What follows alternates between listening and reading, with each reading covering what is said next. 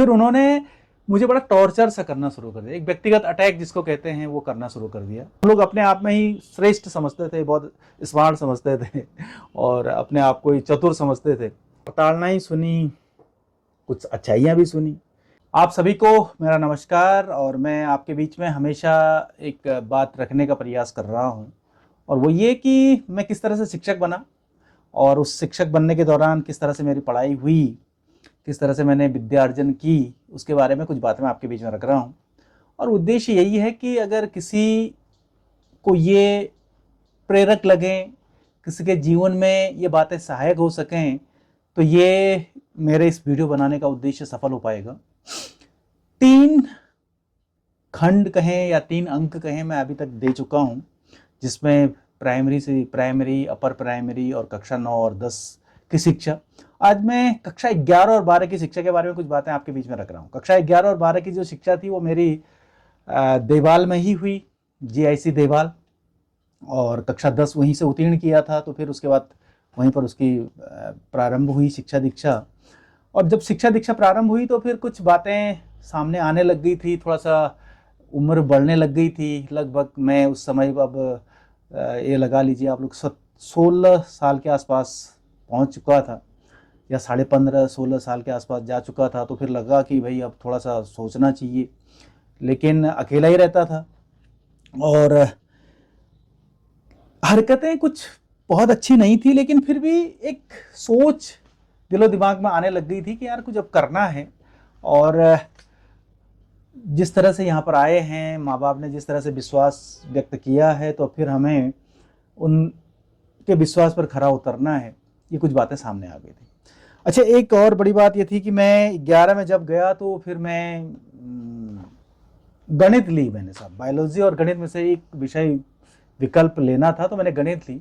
और बहुत अच्छी गणित तो नहीं थी मेरी, लेकिन जो गणित में मेरा इंटरेस्ट पता नहीं क्यों था, ये मुझे नहीं लगा, क्योंकि ना गणित में टीचर था और न ही बायोलॉजी में टीचर था उस टाइम पे। तो केवल ये बोलना था कि भाई क्या लेना चाह रहे हैं, तो मैंने गणित बोला। गणित बोला तो कई लोगों ने हास्यास्पद स्थिति में रखी, क्योंकि मेरे बहुत अच्छे मार्क्स भी नहीं थे 10 में। लेकिन गणित लिया, और उसके बाद फिर कुछ दिनों बाद गणित में भी और बायोलॉजी में भी टीचर आ गए, जो अंशकालिक टीचर के रूप में जाने जाते थे उस समय पर। और उसमें एक टीचर थे गणित के, और जब उनसे मेरा पहला परिचय हुआ या जो उन्होंने पढ़ाना शुरू किया, तो फिर उन्होंने मुझे बड़ा टॉर्चर सा करना शुरू कर दिया, एक व्यक्तिगत अटैक जिसको कहते हैं वो करना शुरू कर दिया। और वो फिर मेरे जीवन का एक बड़ा बुरा अनुभव था।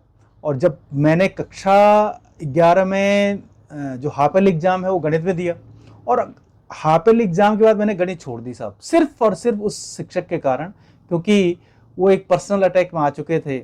उनके द्वारा मुझे लेफ्टी कहा जाने लगा, लेफ्ट हैंडर कहा जाने लगा, और बड़े बड़े ज़ोर से कहा जाने लगा। और मुझे लगा कि ये मेरी बेइज्जती हो रही है। तो ये एक बड़ा कटु अनुभव था साहब। भले उस शिक्षक के प्रति मेरी आज कोई इस तरह का द्वेष भाव नहीं है, लेकिन मैंने तब से, जब से मैं शिक्षक बना हूं, तो मैंने हमेशा अपने जीवन में एक सिद्धांत अपनाया कि मुझे पर्सनल अटैक किसी स्टूडेंट के साथ नहीं करना चाहिए। और किसी व्यक्ति का हर एक की अपनी अलग अलग परिस्थितियां होती हैं, हर एक की अपनी अलग अलग विशेषताएं होती हैं, हर एक की अपनी अलग अलग कमियां होती हैं। और अगर हम लोग उन कमियों को सार्वजनिक करने लग जाएं, या फिर उनको एक हास्यास्पद स्थिति में, उपहास की स्थिति में ले जाएं, तो फिर बहुत बुरा लगता है, ये निश्चित बात है। यहाँ से मुझे एक सबक मिला ये जीवन का, कि व्यक्तिगत रूप से किसी को लांछन नहीं लगाना चाहिए, बेइज्जती नहीं करनी चाहिए। प्रत्येक व्यक्ति का अपना सम्मान है। लेकिन उस टीचर ने मेरा सम्मान को ठेस पहुंचाई, मुझे व्यक्तिगत रूप से प्रताड़ित किया, कह सकता हूँ, बिल्कुल कह सकता हूँ मैं। मानसिक प्रताड़ना थी ये। भले वो मारना पीटना नहीं था, लेकिन कहिए लेफ्ट हैंडर तुम कहिए घेस नरेश तुम कहिए, लाइक। तो क्या है ये, मतलब किस तरह से ये एक मानसिक आघात होता है, ये मैं आज समझ सकता हूँ। आज मैं लगभग, जब मैं 30 साल की सेवा अपनी कर चुका हूँ एज ए टीचर। तो ये कुछ बातें थी जो मुझे वहाँ पर एक सबक मिला। उसके बाद जब मैं आगे बढ़ा, कक्षा 11 उत्तीर्ण करी, तो फिर एक दुविधा से आ गई थी कि क्योंकि गणित में 11 में जो छमाही पेपर था उसमें फेल था। फिर उसके बाद बायोलॉजी के टीचर थे, उन्होंने मुझे पास कर दिया था। अब उसके बाद जब टोटल जोड़ा गया तो दोनों को मैं पास नहीं हो पाया था, 66 नंबर आने चाहिए थे, तो बड़ा एक विवादित रहा। फिर बाद में जाकर के जो प्रिंसिपल थे उन्होंने पता किया, तो फिर उन्होंने कहा कि नहीं, अगर बच्चे ने सब्जेक्ट चेंज किया तो उसको पास माना जाए, और मैं पास हो गया सर।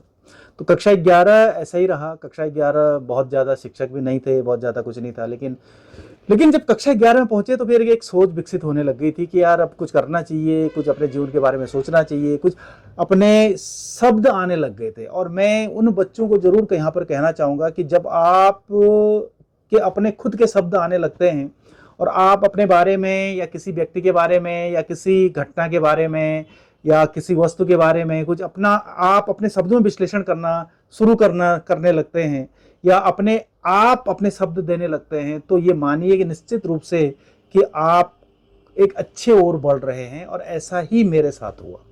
जब कक्षा 12 में मैं पहुंचा तो मेरे कुछ शब्द अपने बारे में, अपने परिवार के बारे में, अपने गांव के बारे में या प्रकृति के बारे में ऐसे कुछ शब्द आने लग गए थे, और जो मुझे एक जिम्मेदारी का एहसास करा रहे थे। और यहाँ से मैं कुछ सुधरने सा लग गया था, क्योंकि उससे पहले काफ़ी व्यसन आ गए थे, बीड़ी सिगरेट पीने लग गए थे, उसके अलावा लड़ाई झगड़ा करने लग गए थे। लेकिन यहाँ से फिर कुछ चीज़ें जीवन में अच्छी बनने लग गई और एक विचार अच्छा बनने लग गया। उसके अलावा पिताजी आते रहते थे बीच बीच में, गाँव में ही रहते थे वो, लेकिन बीच बीच में आते रहते थे, तो बहुत ज़्यादा उनके द्वारा गाइडेंस नहीं दी गई, बहुत ज़्यादा उनके द्वारा समय नहीं दिया गया, लेकिन जितना दिया एक अच्छा ही था और अच्छे ही शब्द उनके हमेशा हुआ करते थे, और शायद वही शब्द मुझे यहाँ तक ले आए। फिर घर जाना होता ही था, 25 किलोमीटर का सफ़र, वो मैंने पहले ही जिक्र कर रखा है कि 25 किलोमीटर पैदल चलना, फिर उसके बाद फिर एक लंबी दूरी तय करना अपने गांव पहुंचने तक, अपने घर पहुंचने तक, और उसके बाद फिर आगे जा करके फिर रास्ते में बहुत सारा भूख लग जाती थी, बहुत सारी समस्याएं सामने आ जाती थी। ये कुछ बातें उस समय हुआ करती थी। और कक्षा 12 में कुछ शिक्षक थे जिन्होंने, मैं आज इनको याद करना चाहूँगा। उसमें एक शिक्षक थे जो अंग्रेजी के शिक्षक थे, यूसी मिश्रा उनका नाम, और वो हमेशा मुझे प्रोत्साहित करते रहते थे। विशेषकर अंग्रेजी के वो हमारे शिक्षक थे, तो एक अच्छा वो मुझे मानते थे और एक पॉजिटिविटी वो हमेशा दिया करते थे। तो उसके बाद मैंने यहाँ पर भी एहसास किया कि अगर कोई शिक्षक आपको पॉजिटिव रूप से देखता है और कुछ अच्छी बातें आपके लिए करता है, तो फिर एक वो अच्छा आपका एक अच्छी स्थिति आपकी है, या ये आपकी उन्नति में वो बहुत ज़्यादा सहायक हो सकती है। ये कुछ बातें थी। उसके अलावा कुछ और लोग थे जिन्होंने प्रेरणा दी, जिन्होंने समय समय पर एक डांट डपट जिसको भी कह सकते हैं, या एक अच्छी बातें जिनके द्वारा की जाती रही हैं। तो ऐसे कुछ होते होते करके फिर कक्षा 12 तक आते आते मैं एक जिम्मेदार सा व्यक्ति बनने की ओर आगे बढ़ने लग गया था। और जब कक्षा 12 की परीक्षाएं हुई तो देवाल में ही हुई, स्वाभाविक सी बात है। तो फिर वहाँ पर एक मेरे अंदर विचार ये बनने लग गया कि मुझे अच्छे अंक लाने हैं, और ऐसा विचार बनते बनते थोड़ा सा अच्छे अंक आए। बहुत अच्छे अंक तो नहीं आए, लेकिन फिर भी सेकंड डिवीज़न मेरी आ गई थी, और लगभग 48% उस समय मुझे प्राप्त हुए थे। तो हाई स्कूल का तो मेरा बहुत बुरा स्थिति थी, लेकिन यहाँ पर मैं सेकंड डिवीज़न में पास हो गया था। उसके बाद फिर आगे सफ़र क्या होता है क्या। अच्छा, एक चीज़ और कि जब हम लोग देवाल में पढ़ते थे तो देवाल से नीचे हमने कभी नहीं देखा था। थराली एक बार आए थे बस, यानी कि थराली जो 13 किलोमीटर है देवाल से थराली, बस उसके अलावा नीचे कैसी दुनिया है, क्या दुनिया है, ये कुछ नहीं। हम लोग अपने आप में ही श्रेष्ठ समझते थे, बहुत स्मार्ट समझते थे और अपने आप को ही चतुर समझते थे। ये दुनिया के बारे में हमें कुछ पता नहीं था। बस अपने गाँव में हम लोग ठीक रूप में जाने जाते थे, क्योंकि हम विशेषकर मैं अपनी बात करूं तो मैं लड़ाई झगड़े में विश्वास नहीं करता था, और अगर करता भी था तो देवाल तक सीमित था, गांव में वो नहीं होता था ये सब कुछ। लेकिन जब आगे की यात्रा शुरू हुई तो फिर आगे की यात्रा में आपको बताऊंगा। यहाँ पर मुझे कुछ सबक मिले कक्षा 11 और कक्षा 12 में, जहाँ से मैंने कुछ अच्छी चीज़ें सीखी और कुछ अच्छे लोगों का साथ मिला, अच्छे गुरुजी लोगों का साथ मिला, कुछ अच्छे गुरुजी लोगों ने प्रोत्साहित किया।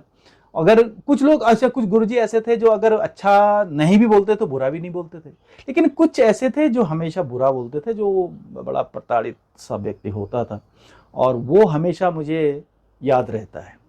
और कई बार मैंने उसका जिक्र किया है कि इस तरह से ऐसा नहीं किया जाना चाहिए। बहुत सारे जब मैं ट्रेनिंग्स में रहा हूँ एज एन एमटी, मैंने बहुत ज़्यादा ट्रेनिंग्स दी हैं और बहुत ट्रेनिंग भी ली है।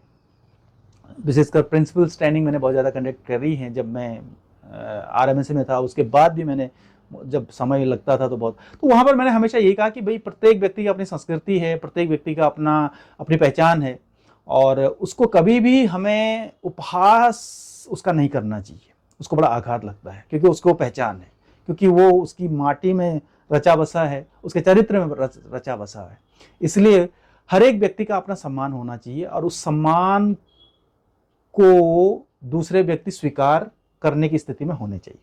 पढ़े लिखे का यही एक बड़ा महत्व है। अन्यथा जो व्यक्ति जिस संघर्ष करना चाहता है, जो व्यक्ति आगे बढ़ना चाहता है, उसको हम लोग एक जाने अनजाने में बहुत बड़ा आघात पहुंचा देते हैं। जाने अनजाने में उसको हम लोग एक बड़ा कष्ट पहुंचा देते हैं या उसके एक बहुत बड़े हानि हम लोग कर जाते हैं। तो ये कुछ बातें थी जो मुझे इस अंक में कहनी है कि कक्षा 11-12 में मैं कुछ अच्छाई की ओर चलने लगा, कुछ अच्छा सोचने लगा, कुछ अच्छा बोलने लगा। और उसके अलावा यहाँ पर ज़रूर मैं एक घटना को याद करूँगा जब मुझे एक पॉजिटिविटी मिली थी। क्या हुआ कि सदन विभाजित थे, सदन विभाजित किए गए और सदन विभाजित किए गए तो फिर उसमें अंताक्षरी प्रतियोगिता रखी गई थी और अंताक्षरी प्रतियोगिता में हम लोग 3 लोग चुने गए थे, एक मैं खुद और 2 और साथी थे।